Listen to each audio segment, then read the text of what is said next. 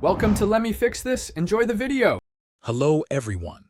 In this video, I will explain how to remove a Honda Pilot door panel. First, let's gather our essential tools.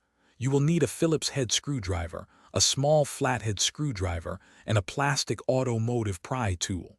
It is also helpful to have a container to keep your screws organized.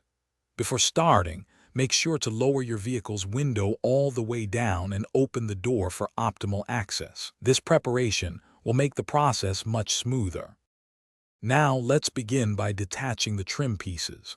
Start with the triangular sail panel found at the top inner corner of the door frame near the side mirror.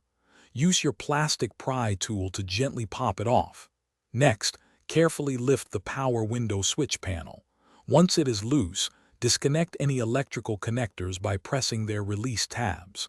Finally, use a small flathead screwdriver to pry out the small plastic trim piece located behind the interior door opener handle. With the trim pieces removed, it is time to tackle the screws. Behind the interior door handle, you will find two Phillips head screws. Remove these carefully. Next, look beneath the armrest near the storage pocket for one more Phillips head screw.